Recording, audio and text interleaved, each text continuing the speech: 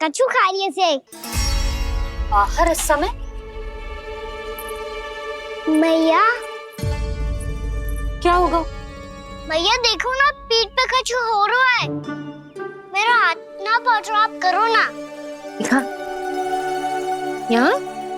क्षमा करना मैया, पर अभी बाबा को ही संभालने दो ये सब। कहिए, क्या संदेश लाए हैं आप? नहीं नंदराज, नहीं। महाराज कंस का आदेश है कि ये संदेश सभी गांव वालों के साथ ही पढ़ा जाए। ठीक है, मैं गांव वालों के सामने पढ़ दूंगा, पर मुझे तो दीजिए पढ़ने के लिए। महाराज की आज्ञा का पालन करना आपके लिए भी आवश्यक है नंदराज। सभी गांव वासियों की सभा बुलाइए। बंसी, सभी गांव वालों की सभा बुलाओ। राजपत्र में ऐसा क्या संदेश भेजो है कंस ने? अब मेरे पत्र को पढ़कर सब भौचक के रह जाएंगे। और वो कृष्ण, उस कृष्ण के पांव के नीचे से तो भूमि खिसक जाएगी, आकाश फट पड़ेगा, बिजलियां गिर जाएंगी। प्राप्ति, ओ प्राप्ति, कंस का पत्र। स्वयं को बहुत अधिक शक्तिशाली समझता है ना वो। अब देखता हूं कैसे वो इस महासंकट का सामना करता है।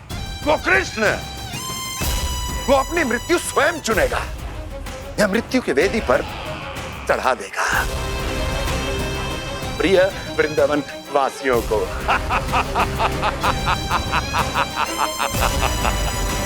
अब आएगा आनंद प्राप्ति, अब आएगा आनंद। सबको इकट्ठा करवा के ही पढ़वाएगो। अवश्य ही कोई विशेष संदेश दिया होगा कंस ने। मैं भी यही सोच रही हूँ सुलक्षणा जी, कछु ना कछु तो विशेष है, पर जे हो क्या सकता है?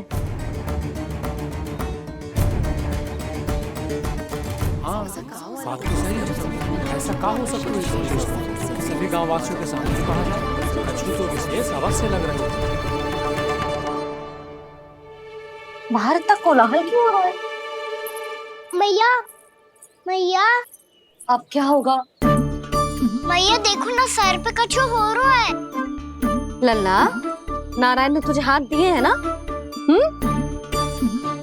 पीठ की बात अन्य थी। अपने सिर की सेवा स्वयं कर। सर पे तो हाथ पहुंच रहा है ना?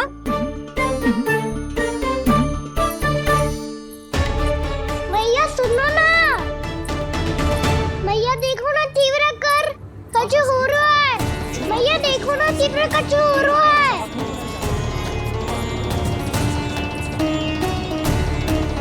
सब लोग आ चुके हैं, अपना संदेश सुनाइए आप। गोपराज नंद और सभी वृंदावन वासियों को सूचित किया जाता है कि मथुरा अधिपति और आप सभी के महाराज कंस ने कल सुबह भव्य पूजा का आयोजन किया है। इसके लिए राज्य को वृंदावन के क्षेत्र के निकट यमुना नदी के मध्य में खिलने वाले 1 कोटि कमल के पुष्पों की आवश्यकता है। इसीलिए आप सभी को यह आदेश दिया जाता है कि ये सभी कमल के पुष्प प्रथम पहर से पहले राजसभा में पहुंचा दिए जाए। इतने सारे पुष्प वो भी प्रथम पहर से पहले कैसे हो सकते हैं? यदि आप ऐसा करने में असफल रहे तो इसे राज आज्ञा का उल्लंघन माना जाएगा और राजद्रोह के आरोप में आप सभी को कड़े से कड़ा दंड दिया जाएगा। स्मरण रहे, यदि कल की पूजा में इन 1 कोटि कमल के पुष्पों का ना पहुंचने के कारण कोई व्यवधान आया तो समस्त वृंदावन वासियों को दोषी माना जाएगा और पूरे गांव को निवासियों सहित धूल में मिला दिया जाएगा। कल प्रथम पहर तक का ही समय है आप सबके पास।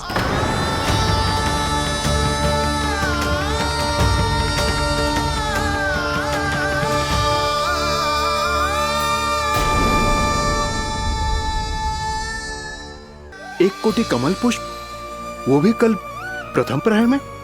ऐसे कैसे संभव है? और कोई साधारण पुष्प ना, यमुना नदी के मध्य खिलने वाले विशेष कमल के फूल चाहिए उन्हें।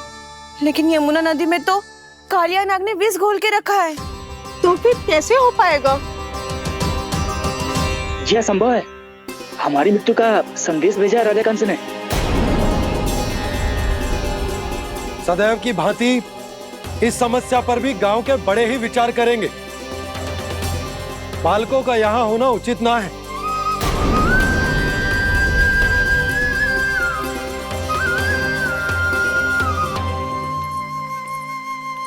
लल्ला ले जे गेंद ले, जा अपने सखाओं के साथ खेल। सुबह उज्जवल मधुमंगल वसंता, देखो मैया ने क्या दिया है। चलो खेले, बहुत आनंद आएगा आज।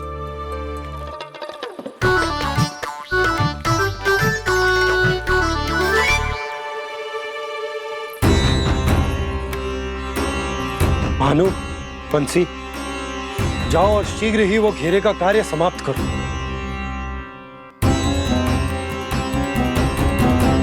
पर कछु ना कछु तो करना पड़ेगा ना। पर हम कर ही क्या सकते हैं? पुष्प लाने को और कोई उपाय है भी तो ना। मैं चला जाऊंगा जमुना जी में। वैसे भी मेरे जीवन के कितने दिन शेष बचे हैं। गांव के लिए, समाज के लिए कुछ करके मरूं, तभी तो शांति मिलेगी। ना काका, यदि आप उस विषैले जल में छलांग लगा भी दोगे, किंतु 1 कोटि कमल पुष्प एकत्रित कर पाना आपके लिए संभव ना है। इससे अच्छा है कि मैं चला जाऊं। यदि मैं मर भी गया तो मेरे पीछे रोने वाला कोई ना है। किसी को कहीं जाने की आवश्यकता ना है। गोप नरेश होने के नाते ये मेरा कर्तव्य है कि मैं आप सबकी रक्षा करूं। नंदराज, आपको जाना है तो जाओ। हरिया, काका, भैया सब चले जाओ। लेकिन आपको पता है वहाँ का जल कितना विषैला है। आप लोग एक क्षण भी जीवित नहीं रह पाओगे। फिर कैसे इकट्ठा करेंगे 1 कोटि कमल पुष्प? आप बात तो सही कह रही हैं शांति। उस दुष्ट कंस ने ऐसी मांग रख के हम सबको फंसा दिया। हम में से कोई भी क्यों न चला जाए और इस संकट का समाधान ना निकलेगा। कान्हा, बताना कौन सा खेल खेलें? गेंद पकड़ खेलते हैं। पर एक बात सुन लो सब, कोई भी तीव्र गति से ना फेंकेगा गेंद को। भैया ने फ्रेम बनाई है मेरे लिए। सब तैयार हो?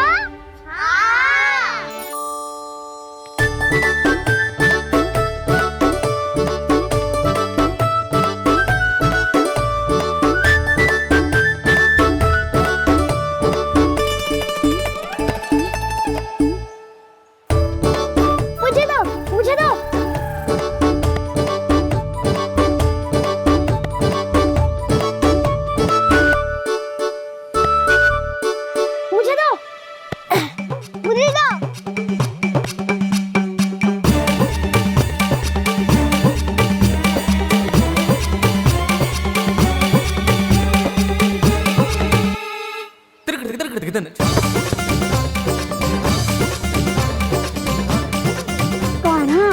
इतनी धीरे से फेंकेगो तो कैसे आनंद आएगो? थोड़ा बल लगा के फेंक। हाँ कान्हा, हम अभी बड़े हो गए हैं, तू अब भी छोटे बालकों की तरह फेंक रहे है।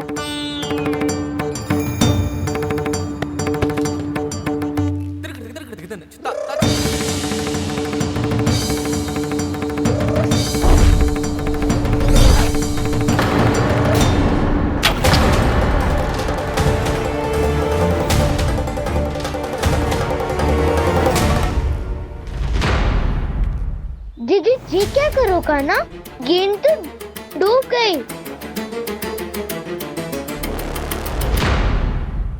अच्छा, तो ये सब इसकी योजना का भाग था ताकि ये कालिया का सामना कर पाए। तुम सबने तो कही थी तीव्र गति से फेंको। देखो फिकवा दी ना मेरी गेम। मुझसे नदी में। अब मुझे जाके लानी पड़ेगी। रुक जा कान्हा, रुक जा कान्हा। जी क्या बोल रहे थे कान्हा? इसमें तो बहुत संकट है। कोई भी संकट मेरी मैया का उपहार खोने से बड़ा ना है। बहुत प्रेम से बना के उन्होंने दी थी।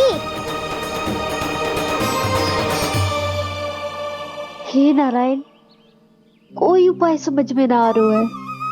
मैया, हम कैसे करेंगे हम अपने गांव की रक्षा?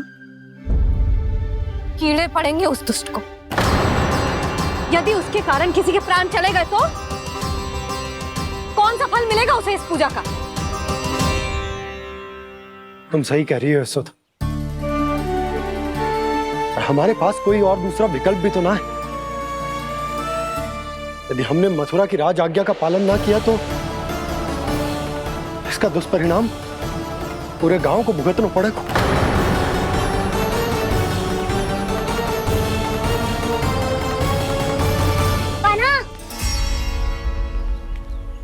तुम्हें पता है कि तू भगवान है, दिव्य है, बहुत शक्ति है तुझमें,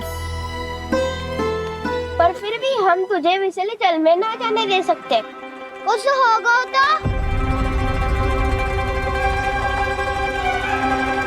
तुम सब इतनी हट कर रहे हो तो ठीक है, ना जाऊंगा। गेट कहाँ गिरी है, कितनी दूर गई है, ये तो देख लूं, ताकि उसे बाहर निकालने का कोई उपाय ढूंढ पाऊं।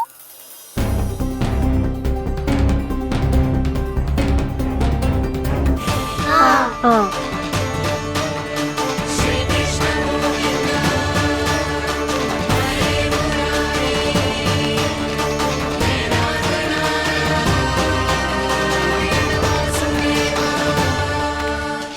कान्हा की ये लीला तो समझ ही नहीं आ रही। पहले इसने देवश्री नारद को मथुरा जाकर कंस को भड़काने के लिए कहा, फिर स्वयं ही दुखी भी हो गया कि अब इसका रहस्य सबके सामने खुल जाएगा। और अभी स्वयं ही तो इसने कहा था कि गेट बहुत महत्वपूर्ण है, फिर स्वयं ही उसे नदी के विषैले जल में फेंक दिया।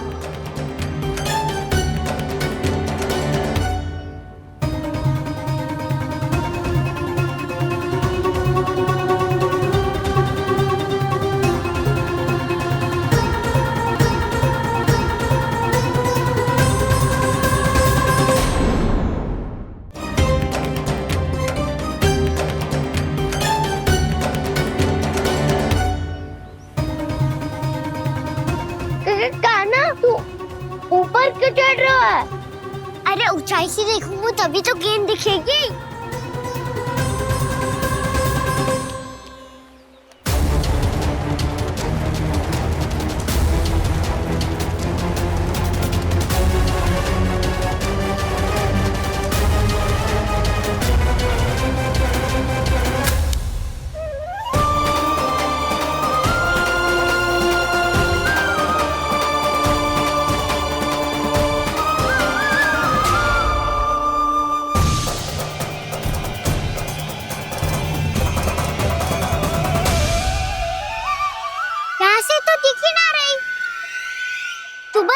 से फेंकी थी ना? ना वहां से फेंकी थी। कहाँ से? देखा ना वहां से। समझ ना आ रहा, ठीक ठीक बताना कहाँ से फेंकी थी?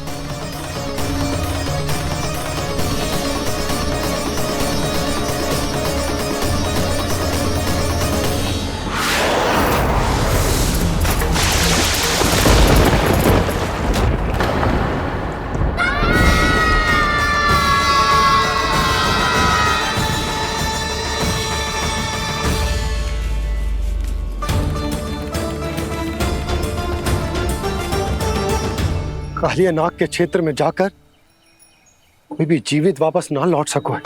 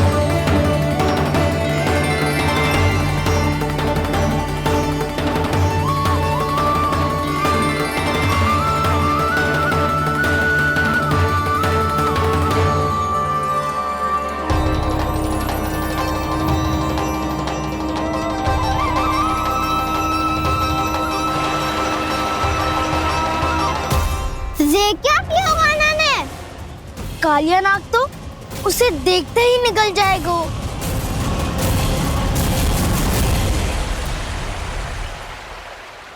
तो आरंभ से अब तक सब कुछ उसकी लीला का ही भाग था।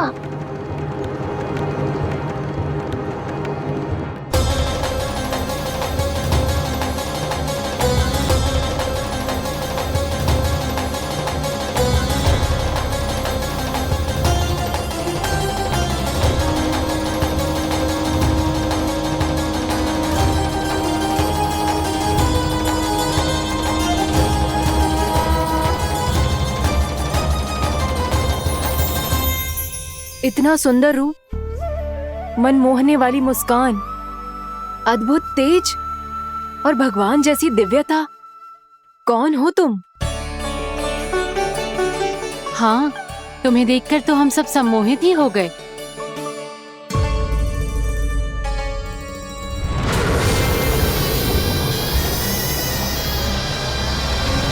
तुम जो भी हो बालक, वापस लौट जाओ। हमारा हृदय तुम्हें ही देखते रहना चाहता है, किंतु यदि हमारे पति जाग गए तो तुम्हें अवश्य हानि पहुंचाएंगे। ये बहुत विषैले है बालक, कालकोट जैसे भयानक। इनके विष से तुम नहीं बच सकोगे। नंदराज, कालिया नाग के विष का प्रभाव बढ़ते ही जा रहा है। पहले 8 कोस तक उसके विष का प्रभाव था, अब तो 1 योजन से अधिक क्षेत्र में फैलो है। जल पीने के प्रयास से अनेक पशु मारे गए हैं और नदी के निकट के वृक्ष और वनस्पति सब नष्ट होने लगे।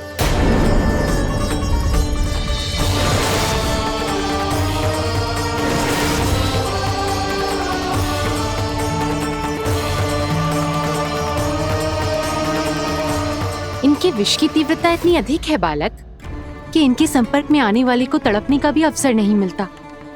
इनके विष की अग्नि क्षण भर से भी कम समय में प्राणवायु को जलाकर राख कर देती है।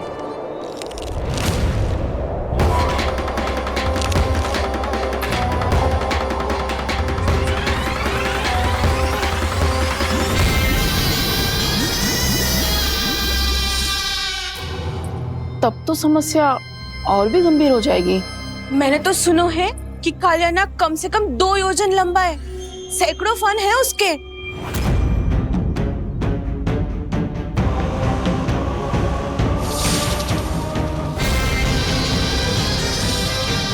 इसका अर्थ तो ये है कि हम दोनों ओर से फंस गए। एक और कंस को 1 कोटि कमल पुष्प देने जो कि कालिया नाग के क्षेत्र में पड़ते हैं, और दूसरी ओर उस कालिया नाग का विष यमुना जी के क्षेत्र में बढ़ता ही जा रहा। इसके कारण हम ही नहीं, निर्दोष पशु पक्षी भी संकट में। इन दोनों समस्याओं का एक ही समाधान है, उस कालिया नाग का सामना करना। और ये ना समझ आ रहा कि हम ये करेंगे कैसे, क्योंकि ये बात साधारण मनुष्य के बस की ना है। हमारे लिए ये असंभव है।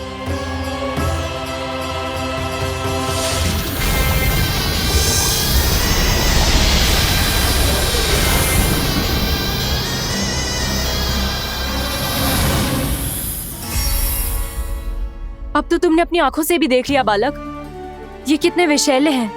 नींद में भी विष उगलते हैं। इससे पहले कि तुम्हें कुछ हो जाए, चले जाओ यहाँ से, मान लो हमारी बात। आप सब मुझे जानती भी नहीं और फिर भी मेरी इतनी चिंता कर रही हैं आप। माँ की ममता भेदभाव नहीं जानती। तुम भी किसी के पुत्र हो और हम सब भी माँ हैं। एक माँ को हर बालक में अपनी ही संतान दिखाई देती है, इसलिए हम तुमसे विनती करते हैं, वापस चले जाओ, बचा लो अपने प्राण। मेरी चिंता मत कीजिए, मुझे कुछ नहीं होगा। होगा, अनर्थ होगा यदि ये उठ गए तो।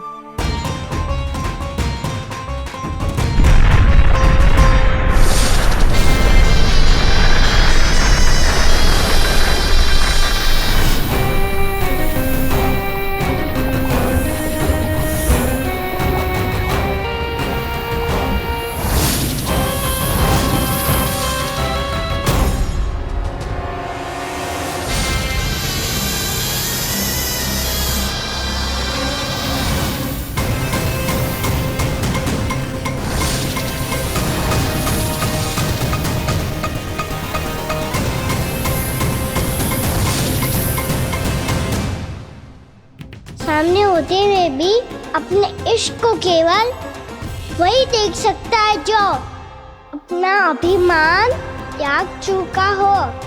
पर पूर्व जन्म में मेरा भक्त होने के नाते मेरा सत्य स्वरूप देख पाने में मुझे इसकी सहायता करनी चाहिए।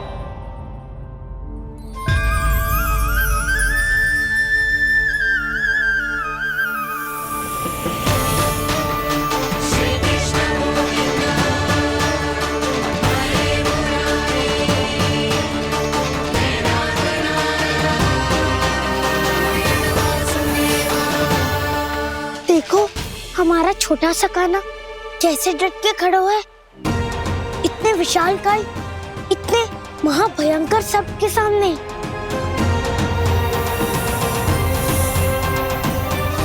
ये कोई भगवान नहीं है जो इसके सामने हाथ जोड़ रही हो तुम सब।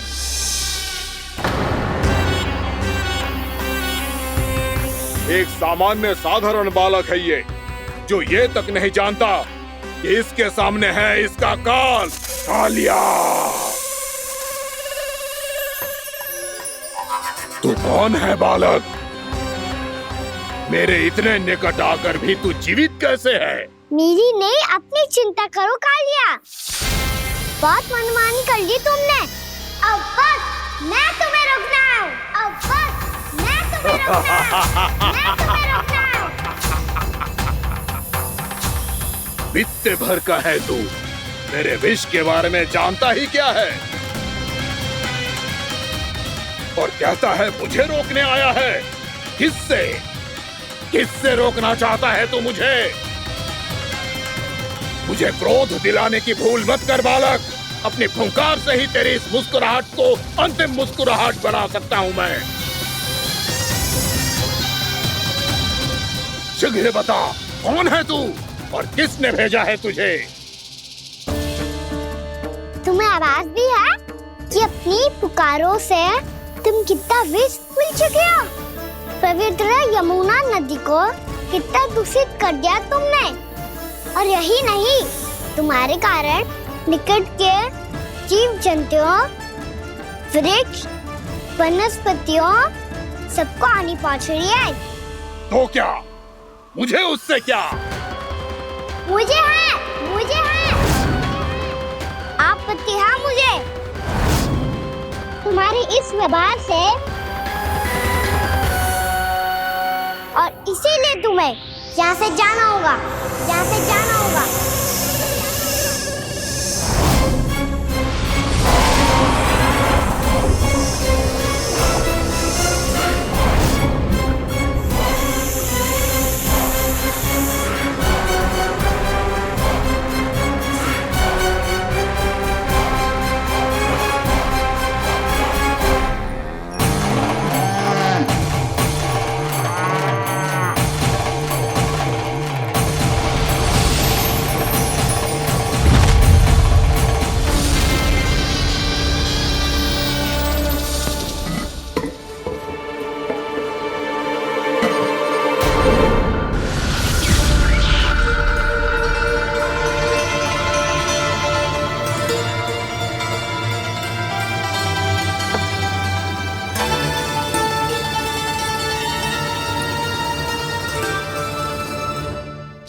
मुझे आदेश देने का साहस भी कैसे किया तूने? इस क्षेत्र को मैंने अपना राज्य बनाया है, मेरा परिवार रहता है यहाँ, और तू मुझे यहाँ से जाने के लिए कह रहा है? हाँ, क्योंकि तुम्हारे यहाँ रहने के कारण अन्य जीवों को हानि हो रही है, और मैं ऐसा नहीं होने दे सकता। मैं तो बस वही कर रहा हूँ जो एक सर्प का स्वभाव है। विष फैलाना स्वाभाविक है मेरे लिए, इसलिए मुझे चुनौती मत दे बालक। चुनौती तो मैं दे चुका हूँ कालिया। अब तो बस तुम्हें स्वीकार करनी है।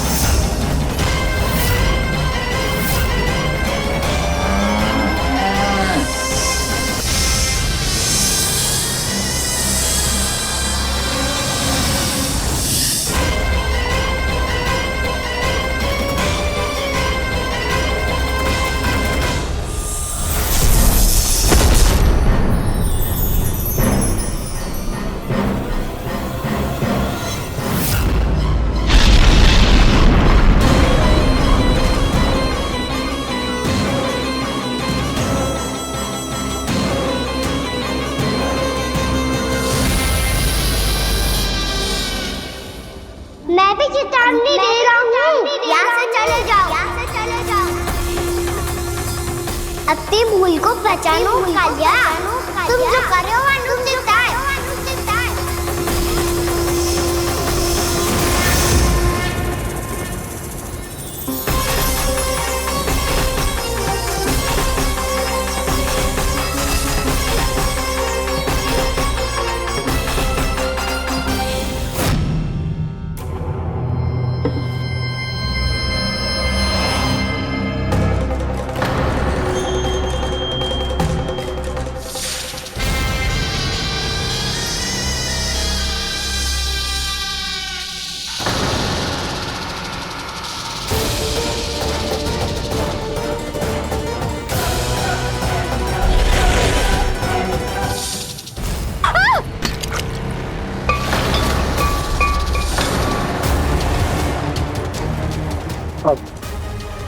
मैं आता हूँ। क्या हो गया सुधा? मुझे आवाज हो रहा है जी, कछु ना कछु गड़बड़ है। यशोदा, जो समस्या हमारे सामने है, हम सभी उसका समाधान खोजने में जुटे। तो तुम विश्वास करो, मैं कोई ना कोई समाधान अवश्य ढूंढ लूंगा। हम कैसे भी करके वो कमल के पुष्प उस कंस तक पहुंचा देंगे। नाना, समस्या उससे कहीं अधिक है, उससे कहीं अधिक बड़ी, उससे कहीं अधिक भयानक है।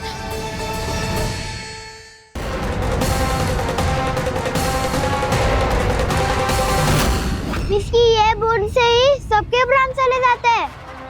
इसने तो विस्की धारियां फेंकी है खाना पे। कान्हा कैसे बच्चे को अधिक विष से? इसका विष तो क्या, ये सर स्वयं भी छू तक नहीं पाएगा हमारे कान्हा को।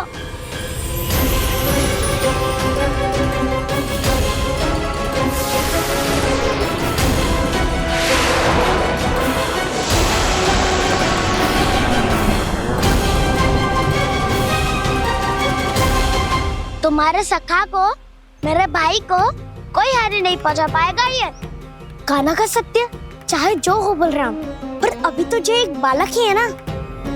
देखो कैसे विष के कारण स्थिर हो गया है।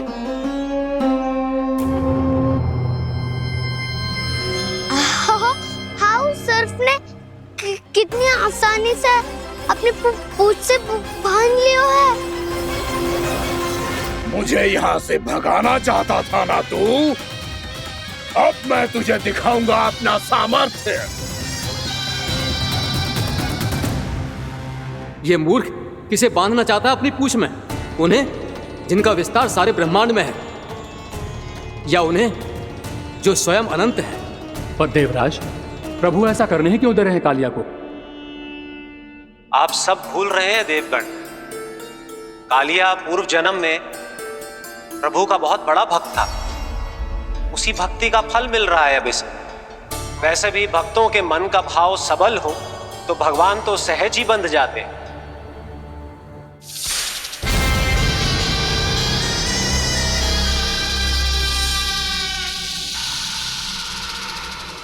बलराम, तुमने ही तो कही थी कान्हा को कछु ना होगो। देखो उस दुष्ट ने चारों ओर से जकड़ लियो है।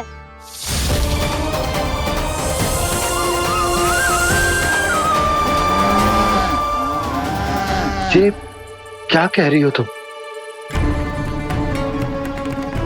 सुधा जी, क्या हुआ? घबरा क्यों रही हो आप? सुलक्षणा, मुझे आभास हो रहा है कुछ बहुत बड़ी अनहोनी हो गई है। नंदराज, नंदराज, नंदराज!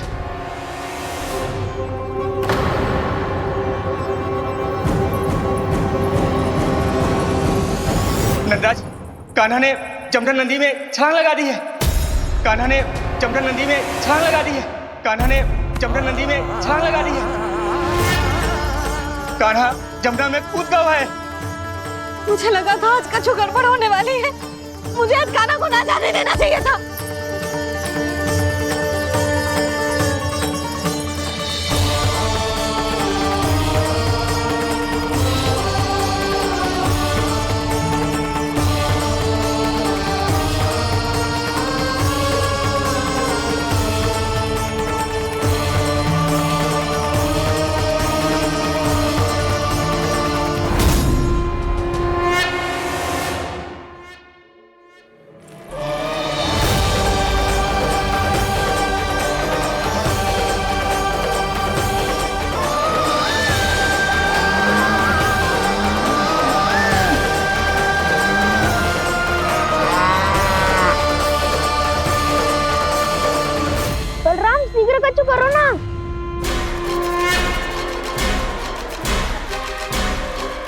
कुछ भी करो पर कान्हा को बचाओ। नाग बहुत भयंकर है, कान्हा अकेले ना संभाल पाएगा इसे।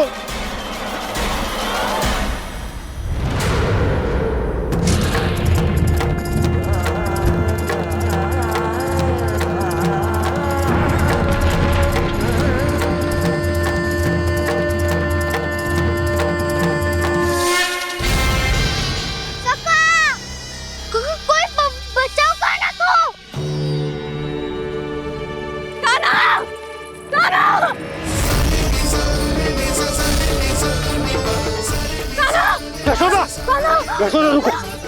छोड़ दो मुझे, प्लीज छोड़ दो मुझे। जीजी संभालो, बावली हो गई है। जीजी संभालो। कान्हा, कान्हा।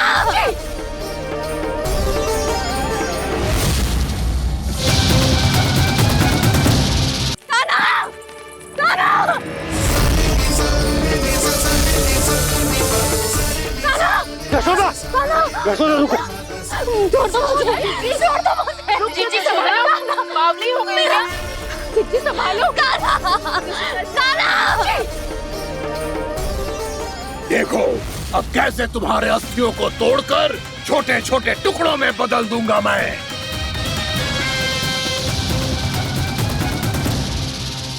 अगर जी आप जाओगी तो आप भी फंस जाओगी।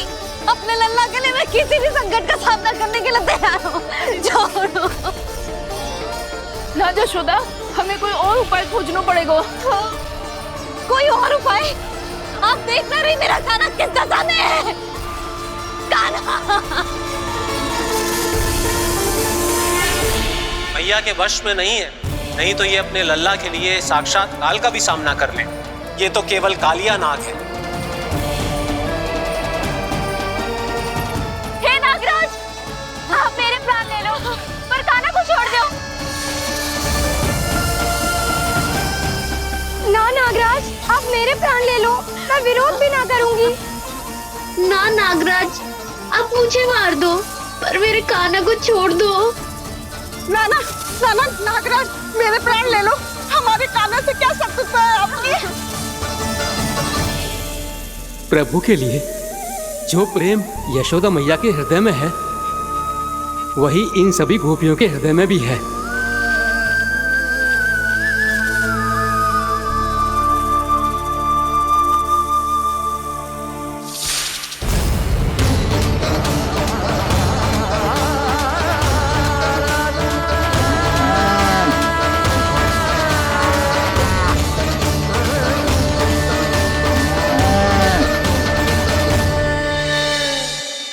यशोदा, यशोदा,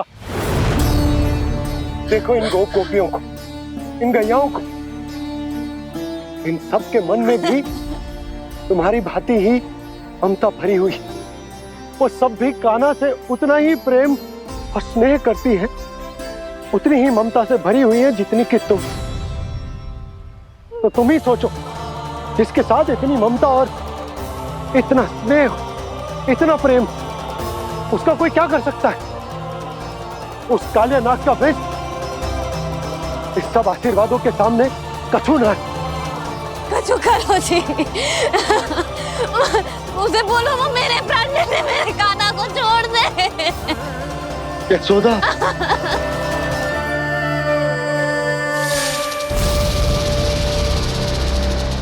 केवल इन्हीं में नहीं देवराज, नाग पत्नियों के हृदय में भी ममता का वही प्रेम उमड़ रहा है। देखिए। मैं आपके हाथ जोड़ती हूँ स्वामी, इस बालक को छोड़ दीजिए। ये अवश्य ही कोई दिव्य आत्मा है स्वामी। हम आपसे विनती करते हैं स्वामी, इस नन्हे बालक को हानि मत पहुंचाइए स्वामी। मेरी पत्नियां मेरे ही शत्रु के लिए विनती कर रही हैं। अब यदि इसके पक्ष में एक शब्द भी कहा तुम सबने, तो मैं इस बालक से पहले तुम सबके प्राण ले लूंगा। हो रहा प्रसन्न नाग कालिया, विजय को निश्चित जान। रोते बिलखते व्याकुल सब संकट में देख कान्हा के प्राण।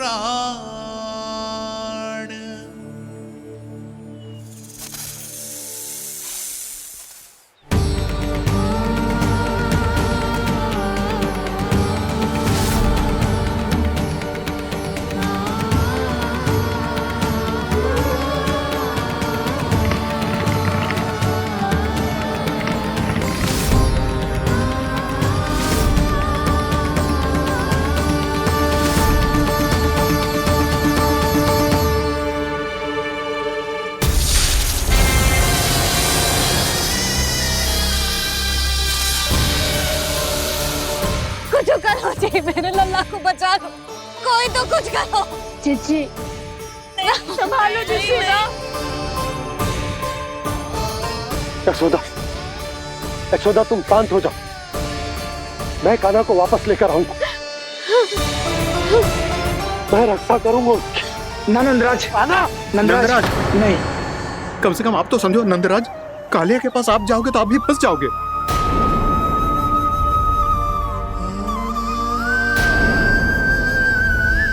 बलराम, तेरा भाई इतनी भीषण संकट में है और तुझे जरा भी दुख ना हो रहा? क्या आप सब अब तक नहीं समझ पाए कि कान्हा सच में कौन है? छोटे बाबा, आप तो उसका सत्य जानते हैं ना?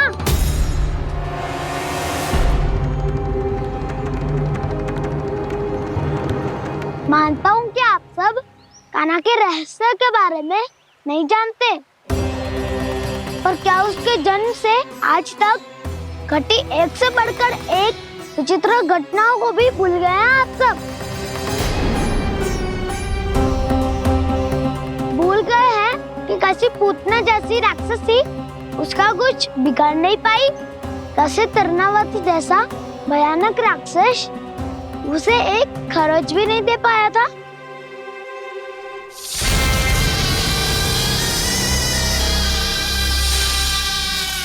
आप सबने अपनी आंखों से देखा था ना, बकासुर से कान्हा की रक्षा करने देवता स्वयं आए थे, पर सत्य तो ये है कि वह सभी देवता भी उस असुर के सामने असमर्थ हो गए थे। तब कान्हा ने बहुत ही आसानी से उस भयंकर असुर का वध किया था, एक ही बार में धराशायी कर दिया था उसे। तो आप सभी सोचिए, बार बार ऐसे असाधारण कार्य करने वाला बालक साधारण कैसे हो सकता है? अब तो आरंभ से ही सारा सत्य जानते हैं छोटे बाबा। रहस्य छुपाने में सदैव कान्हा की सहायता करते आए हैं आप, और आज आप स्वयं ही उसके सत्य को भूल रहे हैं। और तुम सब भी तो जानते हो कान्हा की शक्तियों के बारे में, तो क्या तनिक भी विश्वास न आया अपने सखा पे? बलराम, जे तू क्या कह रहे है? मैंने जो कहा उसका एक एक शब्द सत्य है छोटी माँ। यदि प्रभु की इच्छा हुई तभी कुछ ही क्षणों में सब कुछ अपनी आंखों से स्वयं अनुभव कर लेंगे आप।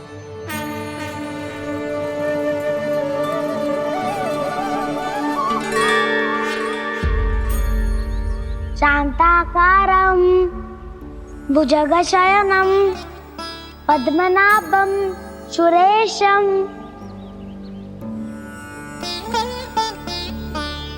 विश्वाधारं गगनसदृशं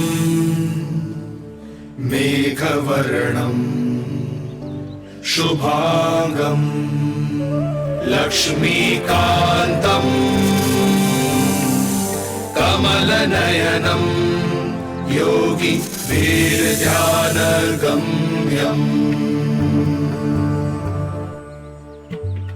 वन्दे विष्णुं भवभयहरं सर्वलोकैकनाथम्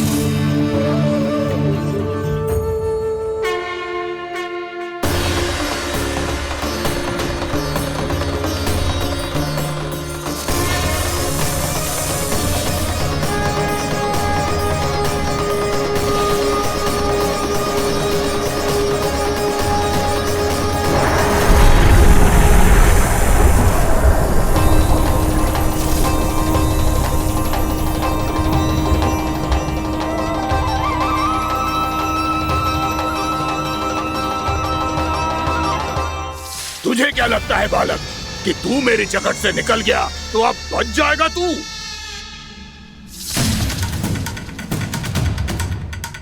मेरे विष से अपनी प्राण रक्षा करने में सफल रहा, मेरी जगत से भी छूट गया, पर मेरे दंश से नहीं बच पाएगा।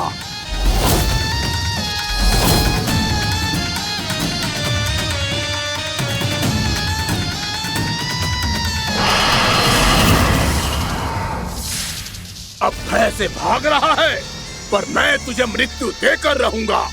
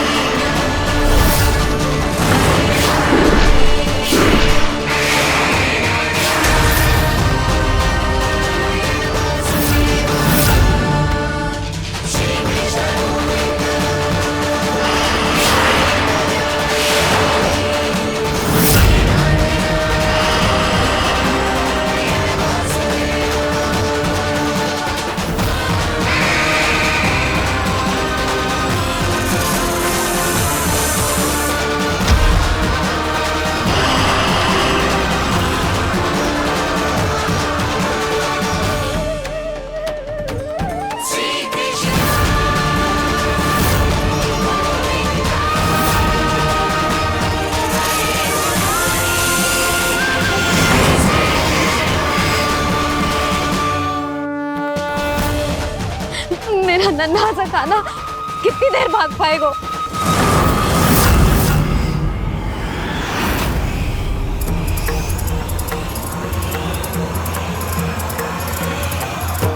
और कितनी प्रतीक्षा करोगे मेरी भक्त कालिया? भक्त नहीं, काल हूं मैं तेरा। जब अहंकार का मुकुट बुद्धि को ढक लेता है तो भक्त अपने भगवान को भी नहीं पहचान पाता। व्यर्थ की पहेली में मत उलझा बालक, ना मैं भक्त हूँ और ना तू भगवान।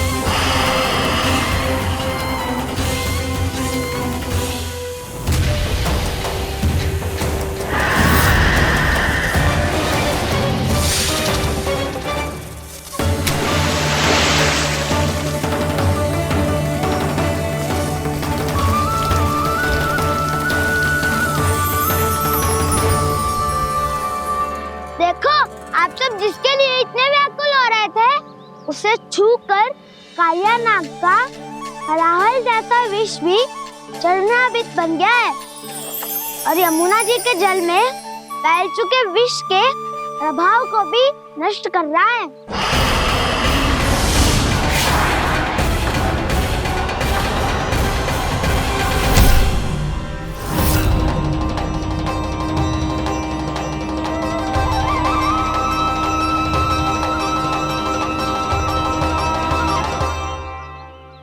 धर्म रक्षक, अधर्म विनाशक प्रभु श्री कृष्ण का कौशल सचमुच आदित्य है। नारायण नारायण।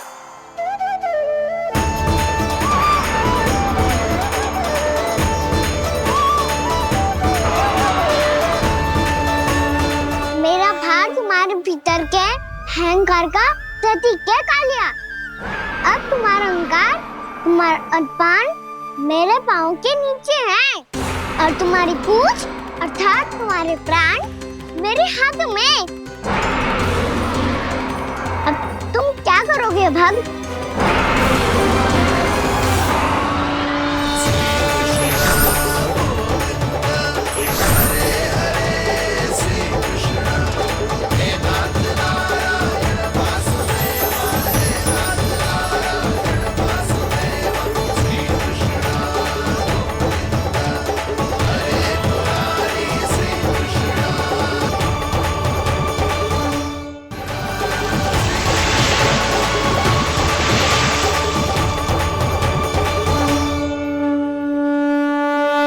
प्रभु, भले ये आपको पहचानने में असमर्थ हो, पर हम सब ने आपको पहचान लिया है। हाँ प्रभु, एक भक्त होने के नाते और एक अर्धांगिनी और माँ होने के नाते मैं आपसे इनके प्राणों की भिक्षा मांगती हूँ। अपनी कृपा दिखाइए और इन्हें क्षमा कर दीजिए। आपके लिए मित्र और शत्रु में कोई अंतर नहीं प्रभु। उसी तरह आपकी कृपा और दंड में भी कोई अंतर नहीं। दोनों दया ही तो है, अकारण ही किसी को प्राप्त नहीं होती। हमें विश्वास है कि हमारे पति को मिला ये दंड कोई अभिशाप नहीं है, आपका वरदान है। ये सत्य है प्रभु कि इनसे बहुत से पाप हुए हैं। इनके विष से बहुत सारे जीव जंतु को हानि पहुंची है, पर अब आपके चरण इनके शीश पर पड़ गए हैं। ऐसी कृपा तो बड़े बड़े महान महात्माओं को भी दुर्लभ है, और इन्हें प्राप्त हुआ तो अवश्य ही ये किसी महान पुण्य का ही फल है। हे प्रभु, उन्हीं पुण्य कर्मों की शक्ति का आह्वान कर मैं आपसे विनती करती हूँ, इन्हें प्राण दान दीजिए। मैं अपने इस भक्त को क्षमा अवश्य करूँगा देवियों, यदि ये अपने अहंकार को त्याग कर मुझे पहचान ले तो।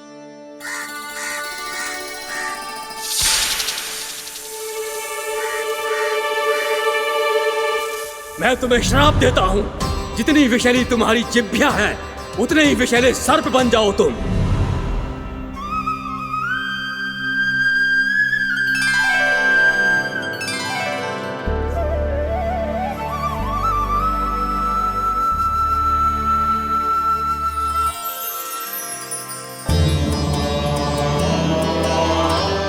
नारायण, मुझे क्षमा कीजिए नारायण।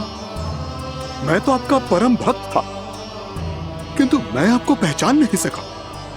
इसका दंड तो मुझे मिलना ही था, किंतु मैं अब प्रायश्चित करना चाहता हूं। इसके लिए यदि आप मेरे प्राण भी ले लेंगे तो भी मुझे कोई दुख नहीं होगा। मैं अपना जीवन, मृत्यु और अपना अस्तित्व सब कुछ आपको समर्पित करता हूं।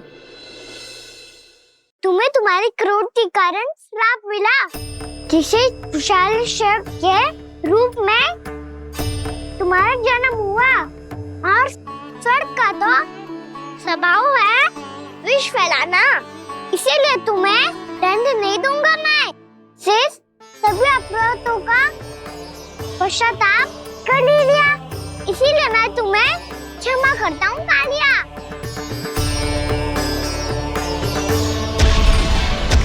पर तुम्हें यहाँ से दूर समुद्र के बीच जाकर रहना होगा, जहाँ किसी निर्दोष का जीवन तुम्हारे विष से प्रभावित ना हो। मैं चाहकर भी आपकी इस आज्ञा का पालन नहीं कर सकता।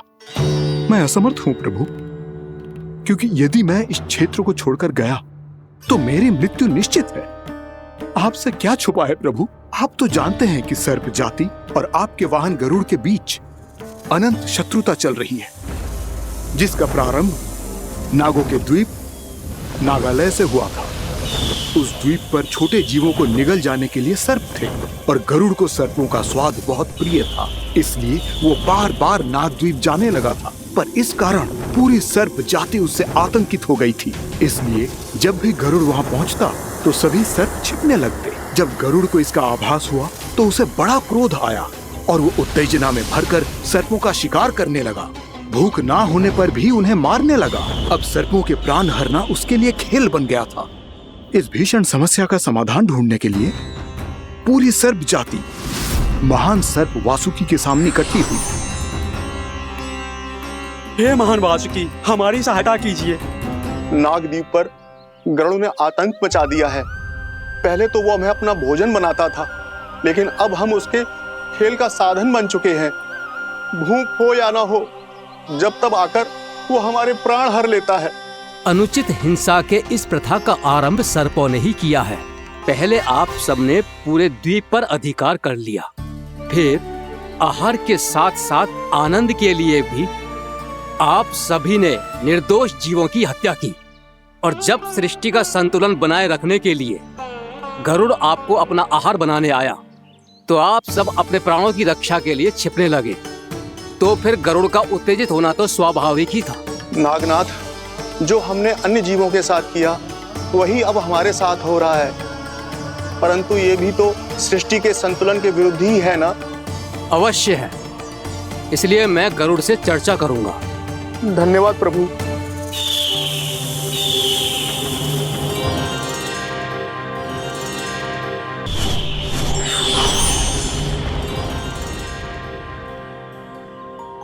श्री नारायण के वाहन पक्षीराज गरुड़, मैं संपूर्ण सर्प जाति की ओर से आपसे एक निवेदन करने आया हूँ। कहिए, क्या कहना चाहते हैं आप? हे पक्षीराज, यदि आप हम पर ऐसे ही आक्रमण करते रहे तो शीघ्र ही हमारी प्रजाति समाप्त हो जाएगी। इसीलिए हमारी आपसे विनती है, यदि आप उचित समझें तो सर्पों के किसी एक घर से हम आपको एक सर्प प्रतिदिन अर्पित करेंगे। आप उसको आहार बनाइए और अन्य सर्पों को जीवित रहने का अधिकार दीजिए। मुझे स्वीकार है। तब से प्रतिदिन किसी एक घर से एक सर्प गरुड़ के भोजन के लिए भेजा जाने लगा। समय के साथ मेरे घर की भी बारी आई, परंतु मैंने एक बहुत बड़ी भूल कर दी। समय आ गया है स्वामी, आज गरुड़ के आहार के लिए इसे चुना गया है। कौन है यह गरुड़ और क्यों दूं मैं इसे कोई भेंट? स्वामी, सभी सर्प राज्यों और गरुड़ के बीच में यही समझौता हुआ है, हमें इसका सम्मान करना ही होगा। मैंने कोई समझौता नहीं किया, मैंने कोई वचन नहीं दिया और ना ही मैं किसी गरुड़ से भयभीत होता हूँ। यदि इस राज्य में किसी को सर्पों को अपना आहार बनाने का अधिकार है तो वो केवल मुझे है। अब से गरुड़ को दी जाने वाली हर भेंट मुझे दी जाएगी, महाविषधारी महान नागराज कालिया को। यह और कुछ नहीं, मेरा अभिमान था प्रभु, और यह मेरे इस जन्म की सबसे बड़ी भूल थी। क्योंकि फिर जब गरुड़ को इस बारे में पता चला तो कालिया, अभिमान में आकर तूने अपने काल को ललकारा है। जिस कालिया के नाम में ही काल छिपा है, तू उसे ललकारने का दुस्साहस कर रहा है गरुड़।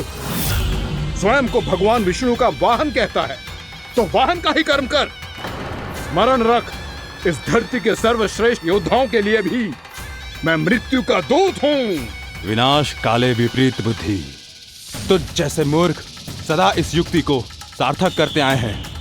अपने विनाश को आमंत्रण किया है तो अब भोग।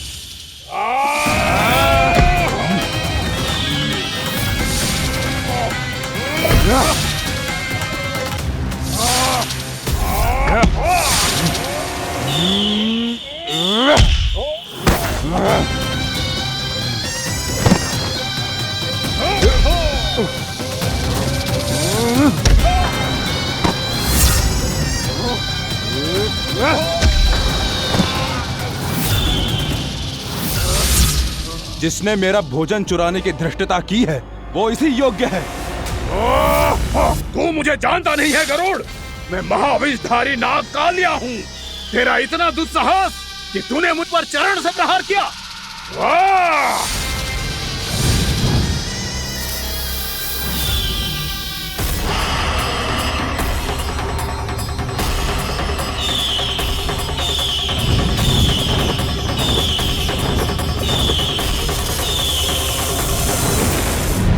मैं अपने अभिमान में भूल गया था कि गरुड़ मुझसे कहीं अधिक शक्तिशाली है।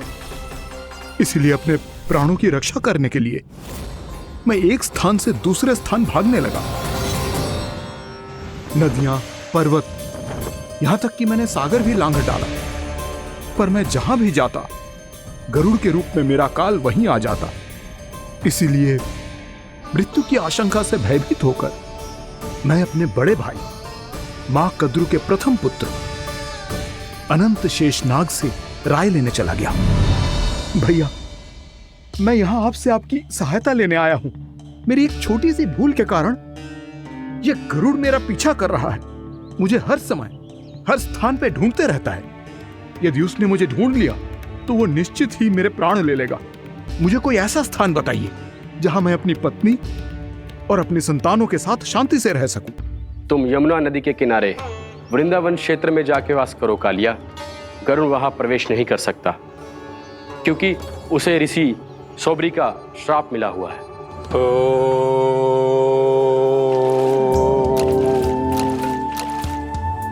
ध्यान और तपस्या का नित्य कर्म करते हुए ऋषि के मन में मछलियों के प्रति प्रेम भाव इतना बढ़ गया कि वो भूल गए सभी जीव खाद्य श्रृंखला का भाग होते हैं और मछलियां भी इस नियम की अपवाद नहीं है।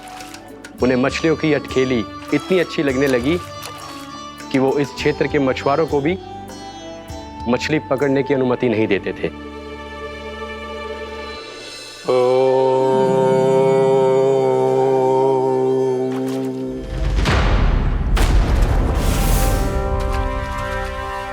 उस दिन वो उस पक्षी को नहीं रोक पाए, पर तब से सावधान रहने लगे।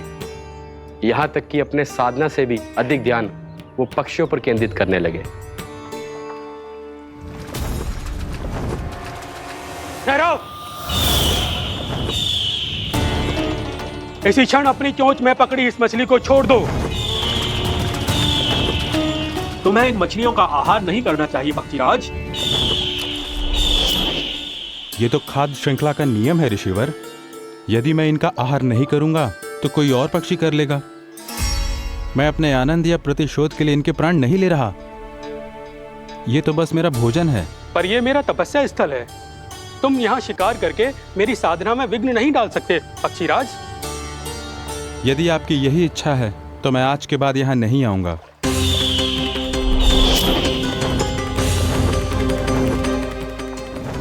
पर आज ये मछली मेरे आहार के रूप में पकड़ी जा चुकी है। मैं वचन देता हूँ ऋषिवर, इस स्थान पर यह मेरा अंतिम शिकार होगा।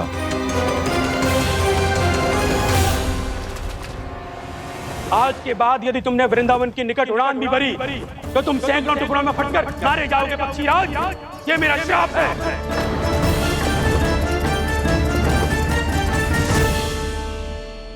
और इसीलिए भैया शेषनाग के सुझाव के अनुसार मैं यहां आ गया। पर अब यदि मैं कहीं और जाऊंगा तो मेरे प्राण नहीं बचेंगे प्रभु। निश्चिंत रहो कालिया, अब से गरुड़ तुम्हें कोई हानि नहीं पहुंचाएगा। अब तुम्हारे फनों पर मेरी पक्षिंग बन गए कालिया, इसीलिए अब से तुम्हें गरुड़ से कोई भय नहीं होगा। निश्चिंत होकर अपने परिवार के साथ गहरे समुद्र में चले जाओ और सुख से शांति से निवास करो। पर ध्यान रहे निर्दोष जीवों को हानि ना पहुंचे। आपने मुझे जीवन दान दे दिया प्रभु, इस उपकार से मैं कृतज्ञ हूँ प्रभु। आदेश दीजिए, मैं आपकी सेवा कैसे करूं? तुम्हारे जल क्षेत्र से 1 कोटि कमल पुष्पों को लेने की अनुमति दे दो कालिया। यही मेरी सेवा होगी। प्रभु, ये तो मेरा सौभाग्य होगा।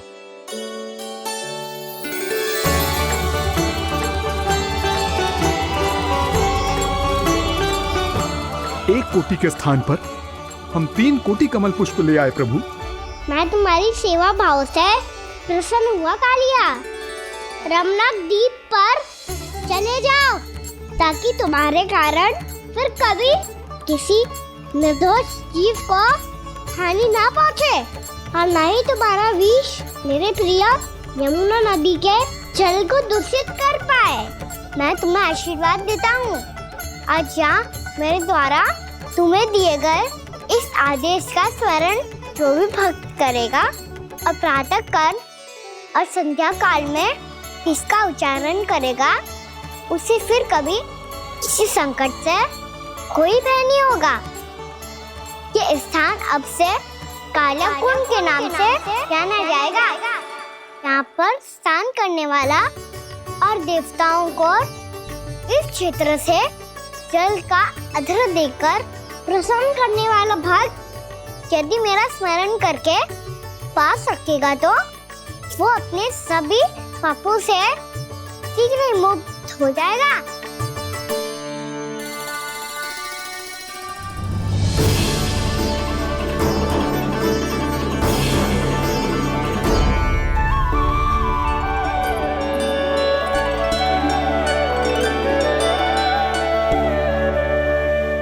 कौन है जी भगवान जिसने अभी अभी कालिया जैसे विशाल विस्तर का सामना किया?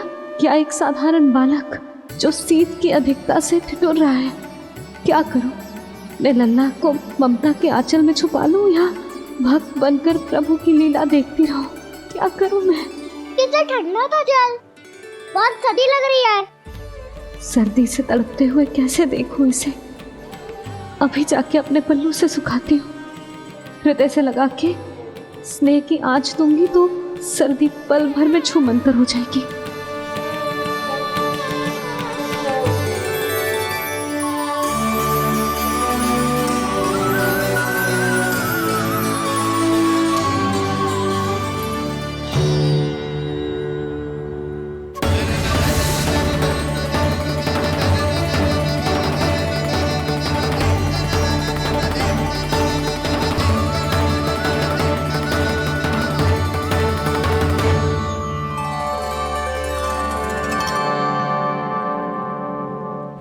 मेरी आवश्यकता ना है इसे।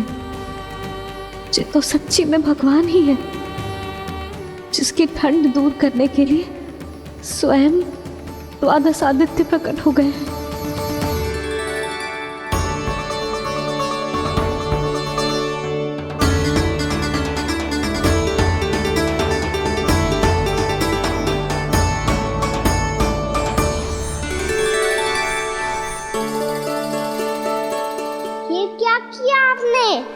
मैया मुझे अपने हृदय से लगाने वाली थी कि आप सब प्रकट हो गए। क्षमा कीजिए प्रभु, पर आपको भीगा हुआ देखकर, ठंड से ठिठुरता हुआ देखकर हमसे रहा नहीं गया। हम अपने वश में नहीं थे प्रभु। भक्ति से भावुक होकर हम प्रकट होने पर विवश हो गए थे। हमारी किरणें जैसे स्वयं ही फूट पड़ी और दौड़ पड़ी आपको सुखाने के लिए। मैं आपका प्रेम, आपकी भक्ति समझता हूं आदित्यगण, और इसीलिए इस समय मैं जहां खड़ा हूं, इस स्थान को द्वादश आदित्य टीला के नाम से जाना जाएगा। द्वादश आदित्य टीला के नाम से जाना जाएगा। हम धन्य हो गए प्रभु। और कहाँ जा रहा है? जो गड़बड़ किया उसे सुधारिए तो सही। प्रभु आज्ञा दीजिए। अपना दाम इतना अधिक बढ़ा दीजिए कि मुझे स्वेद आने लगे, ताकि मैया मुझे स्वेद में लीला देख के और भूल जाए कि मैं ही भगवान हूँ, और मैया मुझे अपनी गोद में उठा के ले जाए।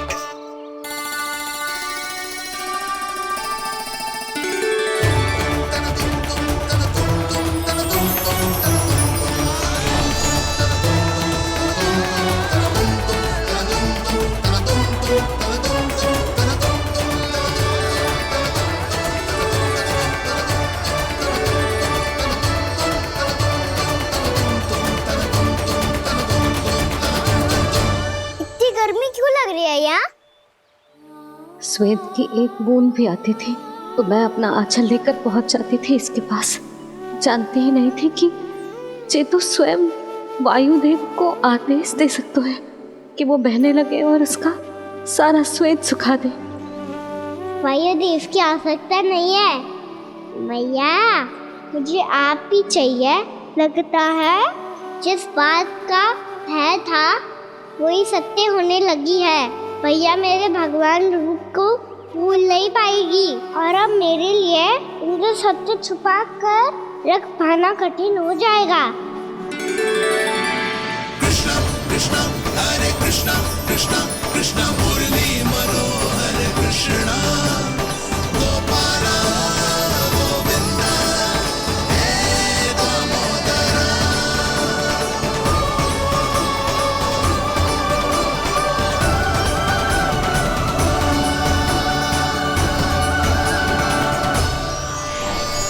प्रभु, आपके श्वेत से बने इस प्रसंगदान सरोवर का प्रणाम स्वीकार कीजिए।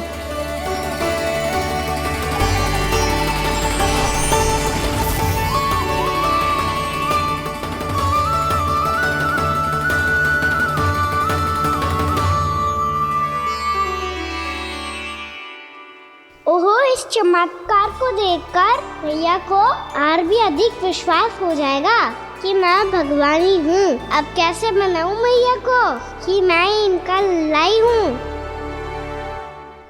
बाबा है ना, अब तो यही सहायता करेंगे। श्री कृष्णा गोविंदा हरे हरे श्री कृष्णा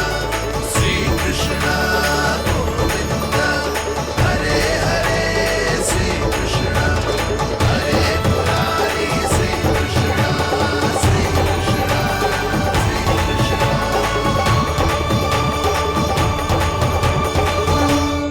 बाबा एक कोटी ना, मैंने तो 3 कोटी कमल पुष्पों का प्रबंध कर दिया है और चिंता करने की आवश्यकता ना है। 1 कोटी कमल के स्थान पर 3 कोटी कमल पुष्प मिल गए हैं। हाँ कान्हा, मैं उचित संदेश के साथ ये सारे पुष्प उस कंस के पास भिजवा दो। महाप्रक्रमी कान्हा की जय। वृंदावन रक्षक कान्हा की जय। महाप्रक्रमी कान्हा की जय। भानु जी नंदराज, बाकी गांव वालों को लेकर ये सारे पुष्प इकट्ठा करो और कंस के दरबार में पहुंचाओ। जी।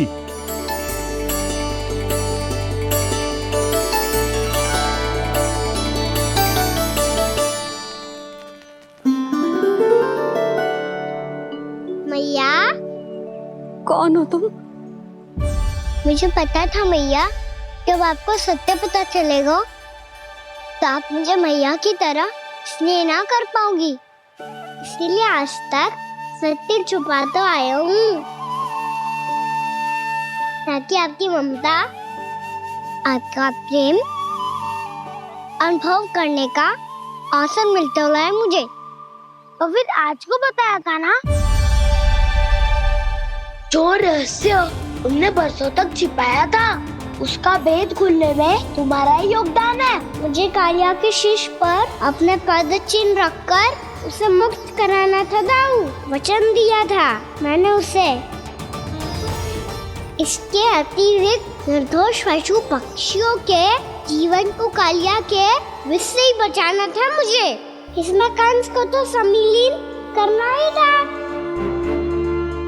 ताकि जब मैं कालिया का सामना कर रहा हूँ तो वो किसी और असुर को समस्या बनाकर वृंदावन ना भेज दे। पर इस सबसे बड़ा एक कारण और था दाऊ, मैं चाहता था कि मैया को सत्य पता चल जाए। पर क्यों कहा ना? क्योंकि मुझे लगने लगा था कि मैया से ये रहस्य छुपाकर इनके साथ धोखा कर रहा हूँ। अपराध बोध से दबा जा रहा था मैं।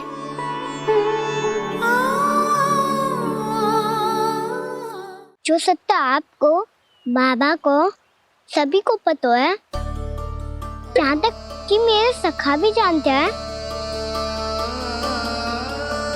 वो सत्य मैंने मैया से छिपाया केवल इसी लोक में कि मुझे इनकी ममता प्राप्त होती रहे।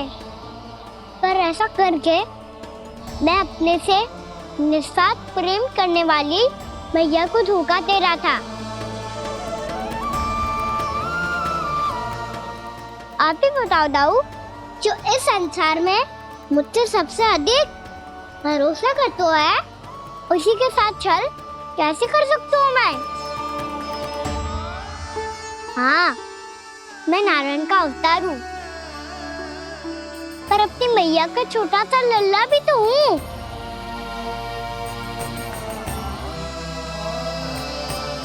इसीलिए तो यमुना जी में छलांग लगाने का एक कारण इस गेंद को लेने जाना भी था। ने स्नेह से बनाई थी मैया ने गेंद, इसे अपने से दूर कैसे होने देता मैं? आपको आभास भी ना है मैया कि आप मेरे लिए कितने महत्वपूर्ण हो। ये सत्य है कि सभी देवता, प्रकृति, भक्त, ये सब है मेरा ध्यान रखने के लिए, मेरी सेवा करने के लिए। पर क्या इनमें से कोई भी मेरी मैया का स्थान ले सकता है? और आप भी तो यही चाहती थी कि मैं आपका लल्ला बन के आऊं, आज जैसे आपने मुझे अपनी गोद में लिटा रखा है, क्या कुछ ऐसा नहीं हो सकता कि शीघ्र ही मुझे आपको अपनी गोद में खिलाने का अवसर मिल जाए? मैया, नारायण का अवतार होना क्या इतनी बड़ी समस्या है कि आप हृदय से भी ना लगा सकते? मैया,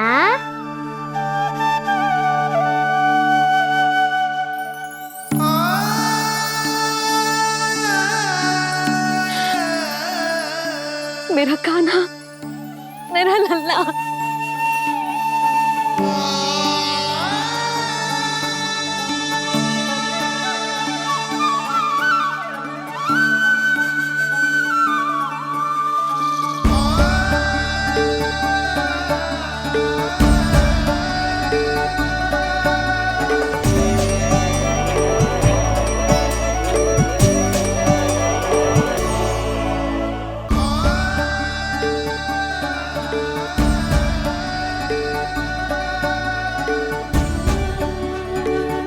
ये सत्य है कि ये जानने के बाद कि तू श्री नारायण का अवतार है,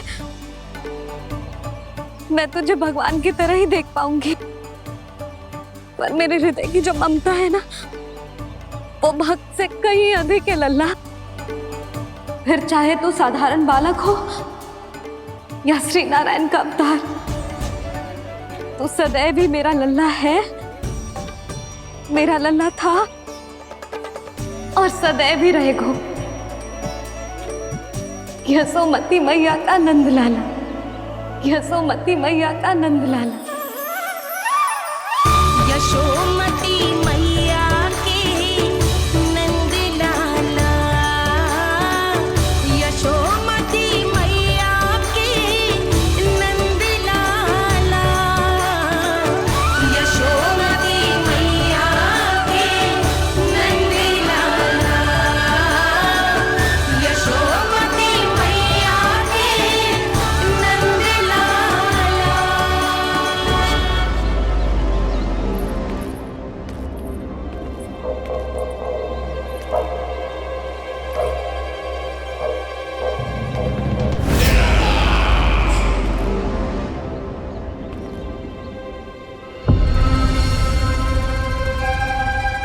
क्या है ये साला?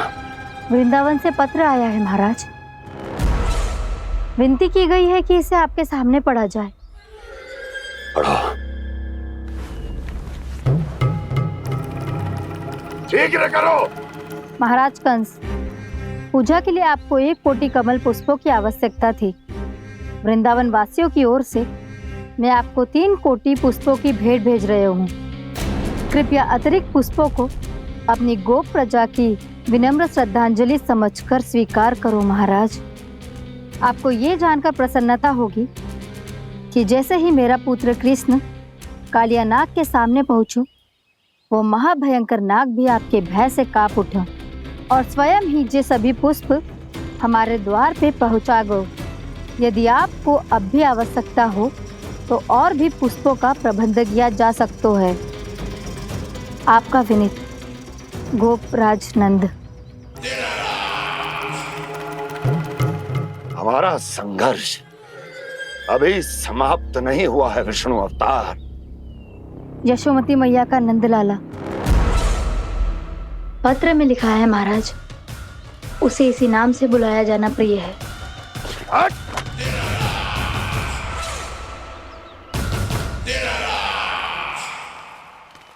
जैसे आपने कही वैसे ही करो। हमने कंस के राजभवन को पुष्प से भर दियो है। मुझे तो ऐसा लग रही है इतने पुष्प देख के कंस को चक्कर आ जाएंगे। आपका पत्र पढ़ के उसे ये समझ में आगा होगा कि वृंदावन वासियों से उलझना ठीक ना है उसके लिए।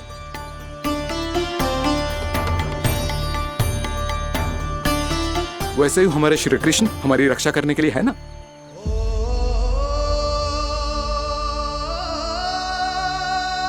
सूर्यास्त होने वाला है, हमें अब घर चलना चाहिए। मुझे बहुत थकान लग रही है नंदराज।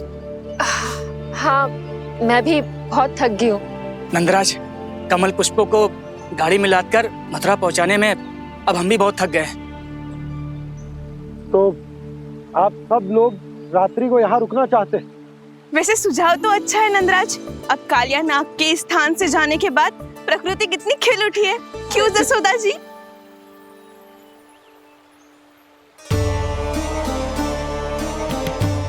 सब सामान्य है। ये जान के भी कि कान्हा भगवान नारायण का अवतार है, किसी को कोई अंतर ही ना पड़ रहा है, तो फिर मेरा मन क्यों अटको है अभी तक? क्यों बार बार मैं इस दुविधा में पड़ जाती हूँ कि कान्हा को एक भक्त के जैसे देखूं या मैया के जैसे? ऐसा इसीलिए है मैया, क्योंकि ना तो आपकी भक्ति में कोई कमी है और ना ही ममता में। तो फिर ठीक है, आज हम यहीं रात बिताएंगे। सब लोग विश्राम करिए। जय हुन्नाबाद। जय हुन्नाबाद। रात वन में भयभीत क्यों हो रहे हो बसंता? श्री नारायण का अवतार कान्हा है ना हमारे साथ।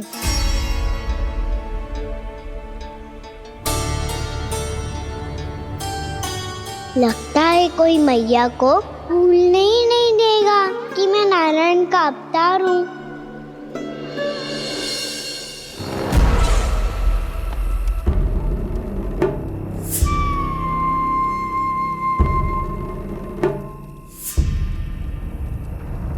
तुम्हें पूर्ण विश्वास है ना गुप्तचर?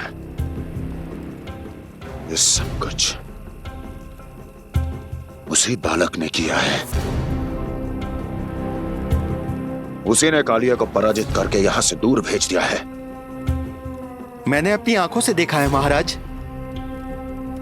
और वृंदावन के सभी वासी इस समय वन में विश्राम कर रहे हैं, ये सूचना पक्की है। वो सब पूरी रात वन में ही बिताएंगे महाराज।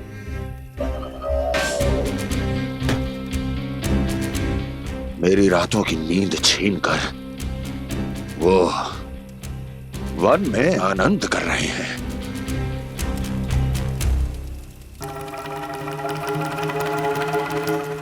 किंतु मैं उनके इसी आनंद को मृत्यु के करुण रूतन में बदल दूंगा। उनके चारों ओर प्रकाश होगा, सूर्य की चमक जैसा।